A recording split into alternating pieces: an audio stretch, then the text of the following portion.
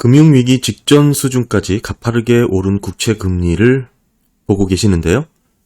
최근에는 베어스피닝까지 나타났죠. 단기 국채 금리보다 장기 국채 금리가 더 빠르게 상승하는 현상입니다.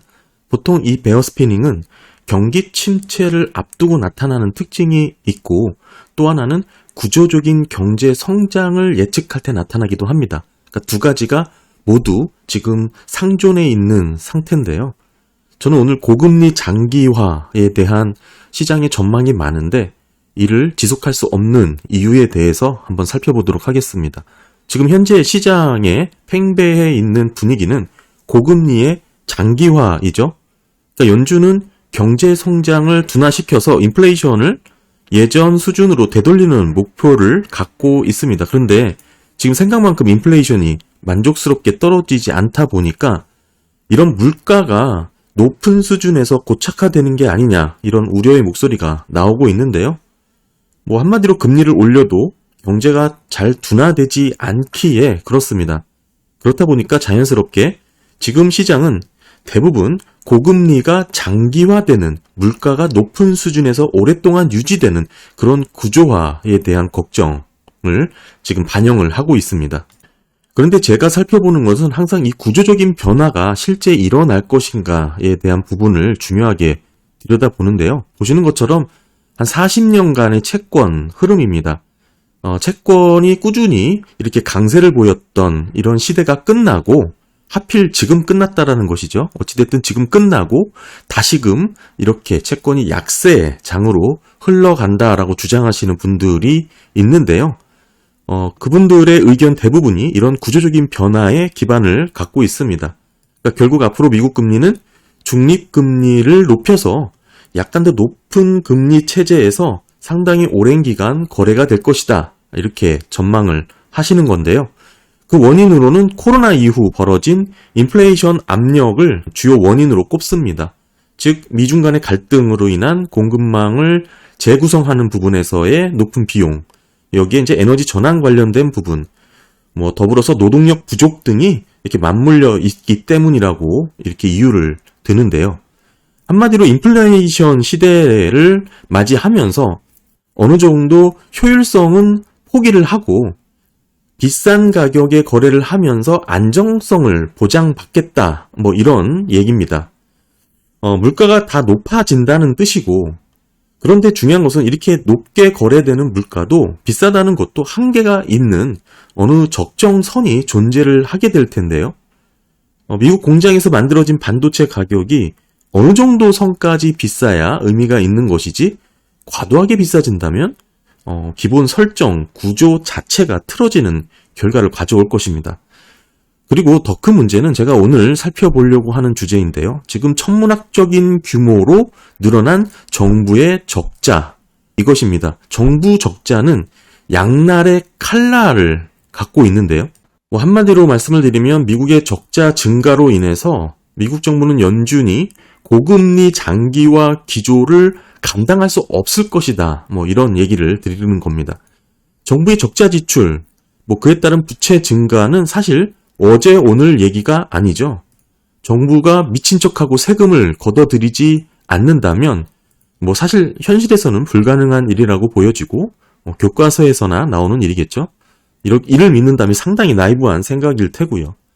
어찌됐든 미국 정부는 지금의 높은 금리를 유지할 재간이 없다, 저는 그렇게 보고 있습니다. 현재 금리를 유지할 여력도 없고 결국 할 수 있는 방법은 금리를 낮추는 것 외에는 다른 선택지가 없다는 것입니다. 지금 미국의 정부 부채는 32조 7,800억 달러 규모입니다. 이게 계속 늘어나고 있죠. 엄청난 증가긴 하지만 사실 이것만 놓고 보기보다는 경제성장 GDP와 이제 세수 어느 정도 증가되는지도 비교를 해야 됩니다.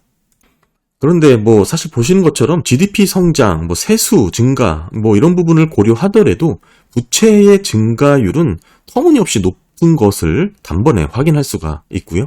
지금 보시는 차트처럼 70년대 이후 지금 미국 재무부의 부채는 GDP 성장의 대략 한 4배 이상의 속도로 증가를 하고 있습니다.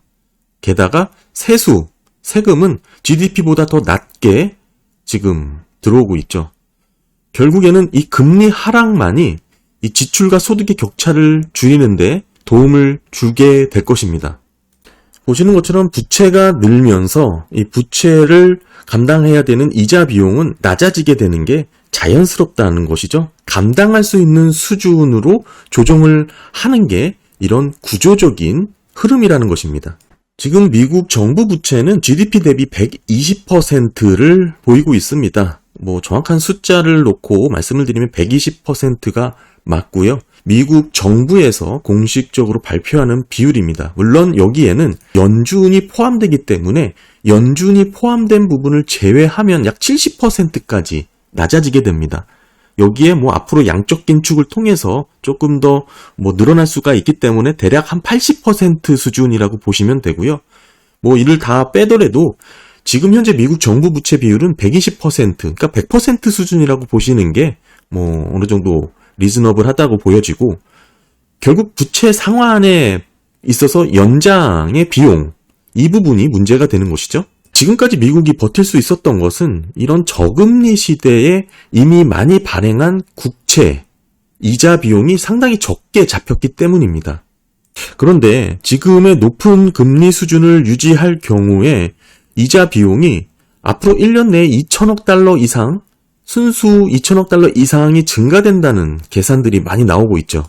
네, 보시는 것은 현재 미국 정부의 평균 이자율입니다. 이게 가중평균이라는 거고요. 그러니까 미국 정부가 들고 있는 다양한 부채, 채권도 있을 때가 T빌도 있고 본드도 있고 노트도 있잖아요. 거기다가 오프 더 런, 언더 런, 시기로 인해서도 달라지고요. 결국에는 여러 가지 부채의 비중과 이자율을 평균을 낸 그런 수치라고 보시면 될 것 같습니다.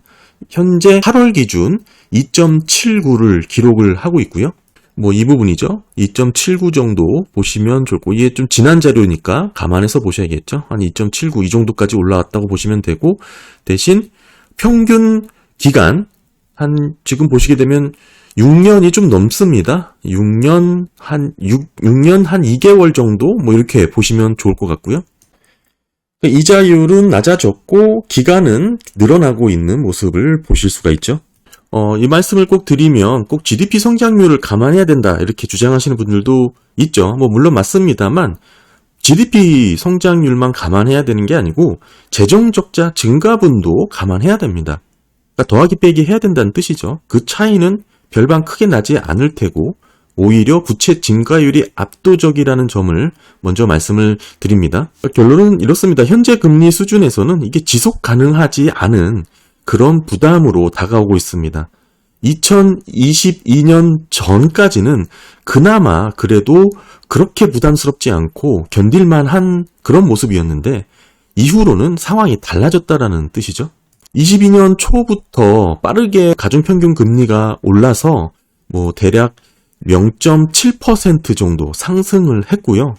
동일한 기간 부채는 1조 8천억 달러 증가를 했습니다. 그러니까 이자 비용만 하더라도 약 3,300억 달러가 늘어난 거고, 여기에 더 큰 문제는 약 500억 달러만 신규 채권 발행으로 발생된 부분이라는 것이죠. 그러니까 나머지는 재무부가 기존 부채보다 높은 이자율로 새로운 부채를 발행해서 만기 부채에 자금을 조달하는 것을 말하는 겁니다. 돌려막기 비용이 높아지고 있다는 뜻입니다. 보시는 것처럼 재무부가 갚아야 하는 이자 비용이 2021년 이후에 크게 증가를 하고 있고, 아까 말씀드렸지만 3,500억 달러 현재 수준에서 대략 앞으로는 5,500억 달러 수준까지 폭발적으로 증가를 한 모습입니다. 이게 향후 12개월 안에는 대략 이자 비용이 1조 2천억 달러 이상 될 것으로 지금 전망을 하고 있죠.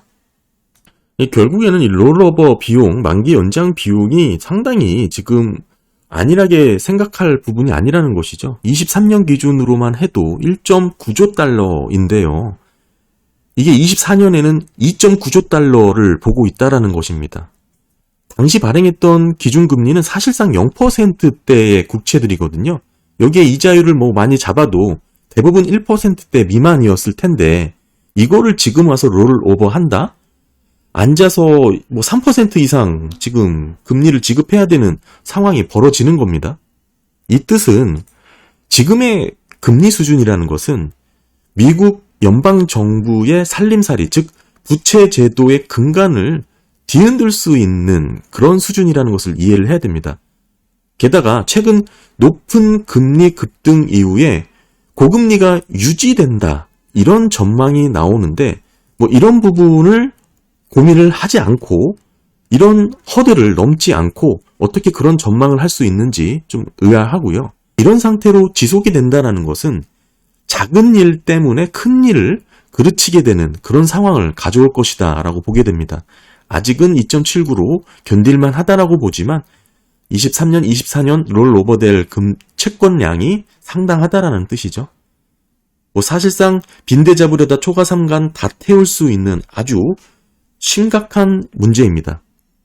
결론적으로 말씀드리면 저는 오히려 일본이 시행하는 YCC 정책, 유럽도 시행할 것으로 보고 있고 미국도 앞으로는 시행할 것으로 전망을 합니다.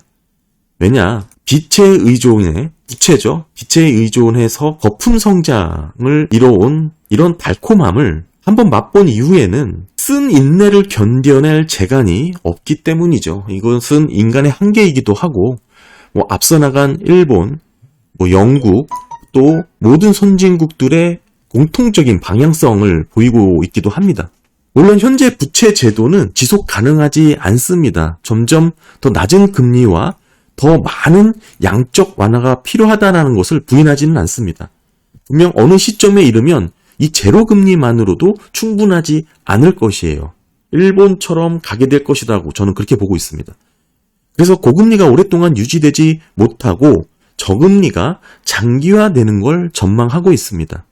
이미 주류 자본주의는 그런 흐름으로 들어섰고, 물론 이게 옳고 틀렸다의 문제는 지금 논쟁을 하고 있는 게 아니고요.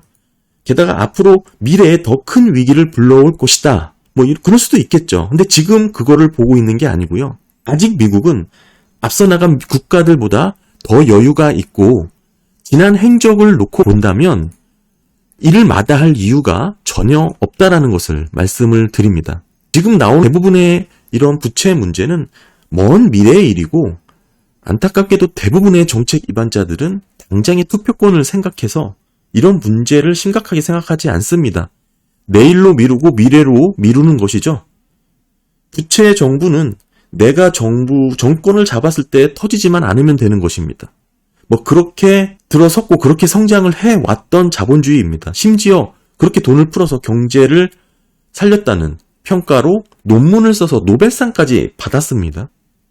게다가 실제 일본은 그렇게 먼저 수십 년 실행해 왔더니 많은 우려와 달리 생각보다 큰 문제가 없다라는 얘기도 나오고 있습니다. 그래서 제가 말씀드리고 싶은 건 부채 제도, 이 적자 재정이 옳고 그름을 말하는 게 아니고요. 그동안 미국, 일본, 이런 선진국 중심으로 이미 충분히 익숙해진 부채 제도가 변화될 수 없는 구조적 한계를 갖췄다라는 것을 말씀을 드리는 겁니다.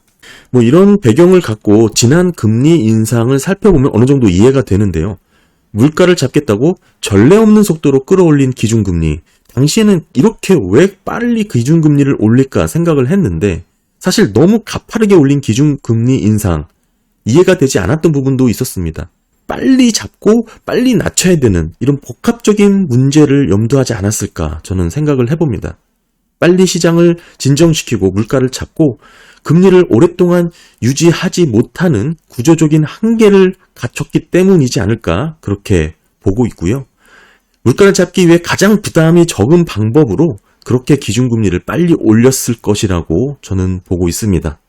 그래서 저는 고금리 장기화는 가능하긴 힘들고 결국에는 저금리 기조로 오랫동안 다시 이어지지 않을까 그렇게 보고 있습니다. 네, 감사합니다.